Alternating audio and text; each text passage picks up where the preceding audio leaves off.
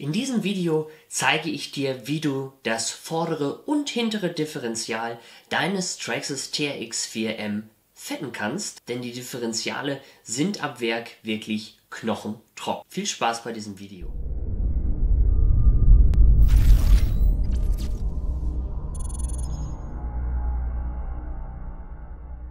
Alles, was du dafür benötigst, ist ein 1,5er Imbus und Fett für deine Differentiale. Wichtig an der Stelle, benutze Fett, welches Kunststoff nicht angreift. Das herauszufinden ist gar nicht so einfach, deshalb habe ich mich hier für ein Fett entschieden, welches in einem Tamiya-Bausatz mit dabei war. Wenn die nicht wissen, welches Fett man auf Kunststoffräder packt, dann weiß ich es auch nicht. Wir sehen hier vorne unsere Abdeckung des Differentials. Und um dieses hier lösen zu können, müssen wir auf der Rückseite 4 Schrauben lösen. Da jetzt so dran zu kommen, ist relativ schwierig. Deswegen werde ich jetzt zum Beispiel hier vorne einmal die beiden Dämpfer an der Oberseite lösen. Das sieht ja schon so ein bisschen Hot Rod-mäßig aus, wie er hier steht. Schön tief. Die beiden Dämpfer sind gelöst und jetzt kommt ein Schritt, der ist vielleicht für dich nicht ganz nachvollziehbar. Ich werde hier einen Teil der Vierlenkeraufhängung lösen, nämlich diese Schraube und diese Schraube. Man kann sich natürlich auch Platz verschaffen, indem man die Räder runternimmt und dann hier den Dämpfer und die Aufhängung löst, aber das war mir etwas zu aufwendig, deswegen löse ich diese beiden Schrauben. Achte darauf, dass du diese beiden Schrauben separat legst. Die sind nämlich ein klein bisschen länger als die beiden Schrauben, die du jetzt hast von den Dämpfern. Nun haben wir deutlich Spielraum. Ich denke, man kann das hier ganz gut sehen, sodass wir jetzt die 4 Schrauben an der Rückseite des Differentials lösen können. Achte beim Lösen der Schrauben wirklich darauf, dass du ein vernünftiges Werkzeug hast. Diese Schrauben sind unheimlich schnell rund und schon steht man vor so einem kleinen Problem.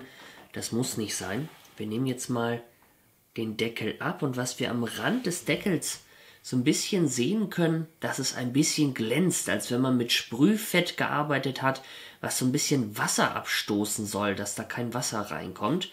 Aber wenn wir uns das Differential an sich mal anschauen, dann ist das wirklich knochentrockener Kunststoff. Das sieht man sehr häufig bei diesen RTR-Modellen, dass dort in diesen Bereichen gespart wird. Also das Erste, was man tun sollte, sobald man ein fahrfertiges Auto kauft, Schrauben nachziehen und alles, was sich dreht, nochmal nachfetten. In diesem Zuge kann man jetzt natürlich auch die Differentialräder gegen Metall austauschen. Ich möchte es aber erstmal mit Kunststoff versuchen, einfach aus dem Grund, weil ich jetzt den Wert des Fahrzeugs gar nicht direkt wieder verdoppeln möchte, indem ich da wahnsinnig viel Tuning reinstecke. Und zum anderen hat ja auch Kunststoff eine gewisse Daseinsberechtigung. Wichtig ist einfach nur, dass wir das jetzt so ein bisschen fetten. Und das machen wir jetzt hier auch mal mit diesem eben erwähnten Tamiya-Fett. Ich gebe einfach ein bisschen was von diesem Fett hier in dieses Kegelrädchen. So, man kann es schon ganz vorsichtig so ein bisschen drehen. Es ist nicht gut für den Motor. Deswegen setze ich jetzt hier vorne ein bisschen Fett dran.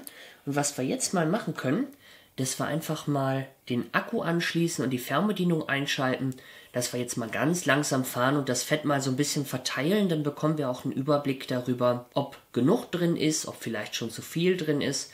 Und sehen, dass sich das Fett ganz charmant verteilt. Wir geben jetzt natürlich kein Vollgas und achten auch so ein bisschen auf die Kardanwelle, weil wir das ja jetzt so haben, dass es nicht wirklich gut aufgehangen ist. So, und jetzt verteilen wir das Fett schon mal so ein bisschen. Und das sieht ganz gut aus.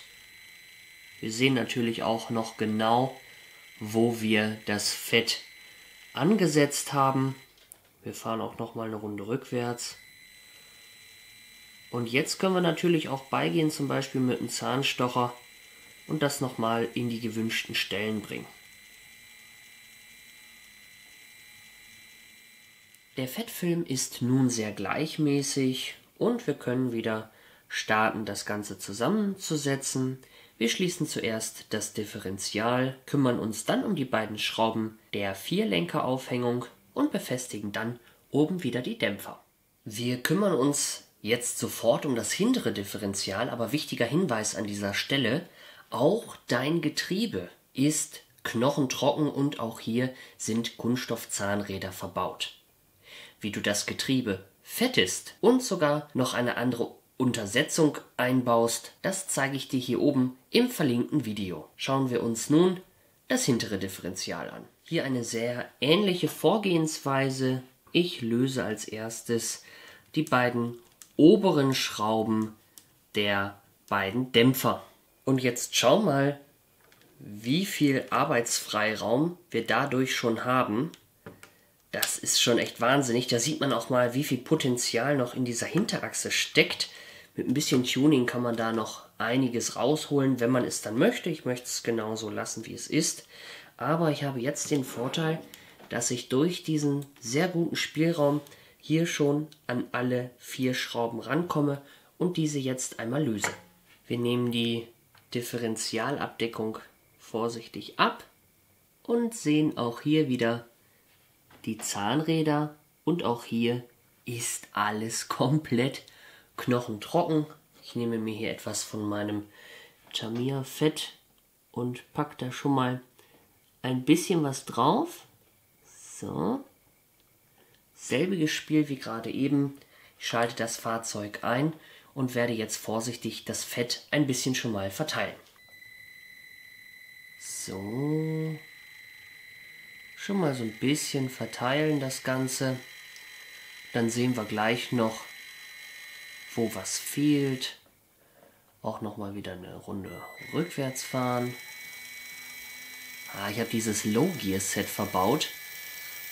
Da kann man das wirklich schön feinfühlig mitmachen. So, diese Stelle hier, die ist noch etwas dunkel.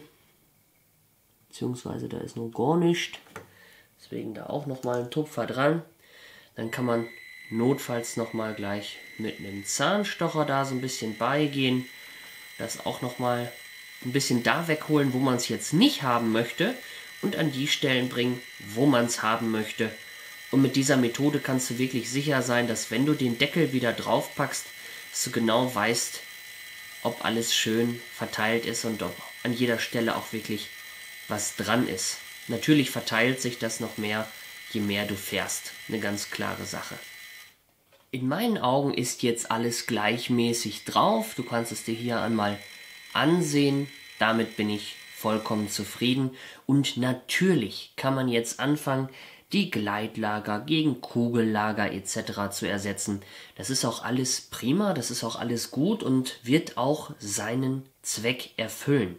Aber ich habe dieses Fahrzeug jetzt für 180 € gekauft und mit diesem ganzen Tuning, was man dann da reinsteckt, kann man schnell den Wert des Fahrzeugs verdoppeln. Und dann frage ich mich immer, was hätte ich denn für den neuen Preis alles kaufen können? Dementsprechend nutze ich gerne diese Fahrzeuge so wie sie sind, optimiere das, was ich habe, kaufe mir vielleicht nochmal andere Felgen, andere Reifen. Ich bin aber kein Fan davon, ähnlich wie bei Tamiya-Fahrzeugen, diese komplett mit Tuning zu ersticken. Den Akku kann ich jetzt wieder ganz getrost abziehen, denn jetzt geht es wieder zurück an den Zusammenbau. Erst das Differentialgehäuse und dann die Federaufnahmen. Da ist er nun, unser Bronco fit für die nächsten Fahrten. Bitte vergesse auch dein Getriebe nicht. Das Video ist oben in der Infobox verlinkt. Weiter geht's auf meinem Kanal, unter anderem mit einer neuen Karosserie in einer ganz speziellen Farbe. Schau dir also auch die nächsten Videos an. Bis dahin, ciao.